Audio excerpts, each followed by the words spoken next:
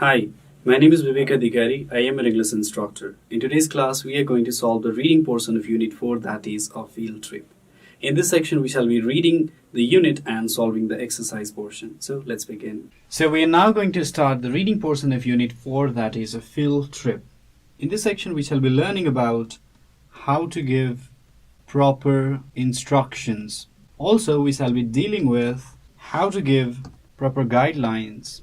So these are the two main things that we shall be talking about in the reading portion of Unit 4, that is a field trip. So let's read the chapter. A field trip. The teacher is giving instructions to the students of grade 6. You all should make small groups of 5. You should select a group leader. Sambhu and Santi will monitor the overall team. You can ask them anything if you do not understand. You ought to follow their instructions. Please, sir, may we wear our casual dress? The children asked. No, you may not. You must all wear the school uniform, answered the teacher. Should we carry our school bags? They were asking each other. Do we need to carry notebooks? We shouldn't speak when our teacher is speaking, said Sambhu to his friends. You will make things clear. So this is how we give each other's instructions and directions. More on instructions and directions. Let's go on reading the text. You mustn't carry any expensive things with you. You should be careful with your purse in the crowd. There may be pickpockets around. You needn't carry any school books. You ought to carry a notebook, a ball pen, a pencil, and a pencil sharpener. You need them to take notes and to sketch things you like. You can carry mobile phones and cameras if your parents permit. The bus will arrive here at 7:45 a.m. The teacher continued. We will start at 8 a.m. sharp, so you all must arrive before 5 minutes to 8. Please, mother, can I have 100 rupees for my pocket money and a mobile phone? Santi asked her mother. Santi was looking at her mother's face. She was expecting a positive answer from her. Why do you need to carry money and a mobile phone to school? Mother asked. Mummy, tomorrow is not a normal school day. We are going on a field trip to Gorkha. Our bus leaves from school at 8 a.m. sharp, so I must reach there before 7:50 a.m., Santi said without a pause. All right, dear, you may carry father's camera as well, but be careful not to lose it. The next morning, everyone arrived in time. The bus left on time. They reached Gorkha at 11 a.m. Sir, may we eat outside or do we have to eat in the hotel? Santi asked the teacher. You shouldn't eat outside. The things in the street are left out in the open. They are not hygienic.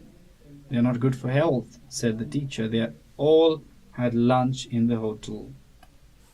So, can we take photos? Sambhu asked the teacher. Yes, you can, but you must be aware if there are notices with the sign. This means photography prohibited. You cannot take photos of such places, the teacher explained. They visited Gorkha Darbar and Gorakhkali temple. They made notes on important things. At 4 p.m., they sat in groups in an open space. They discussed and finalized their notes. They had to present a report at school. They all returned to the hotel at 5 p.m. The next morning, they left early for Korintar.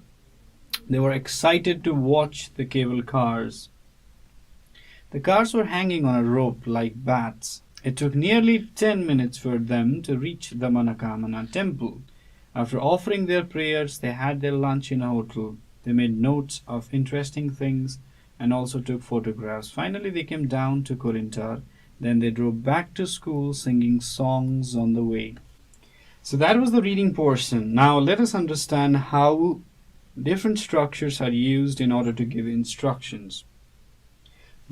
One may ask questions like this. Sir, may we wear our casual dress? And the answer to that question would probably be no. You must all wear school uniform. Let me give you one more example. The student may ask something like this. Should we take notebooks? And the response to that question by the teacher would be something like, yes, you should all take your notebooks. So this is one way of asking question and replying. Let me give you one more example. The students are asking, do we have to stay in the hotel? And another student asks the question, can we go and stay with our relatives? And the answer to that question collectively given by the teacher is certainly not. We must all stay in the hotel together. So this is the way in which we ask each other questions and give directions. I guess by now you're fluent with the way of asking questions and asking for directions and instructions, and in return replying for directions and instructions based on the text that is given in your book, which is called A Field Trip. I guess you are more or less used to asking for directions and instructions. Now let me give you a little homework. Your homework would be pretty simple. All you have to do is solve these 3 little questions, and they're very, very easy. First question is, what things did Shanti take with her? Another question is number B, when did they reach Gorkha?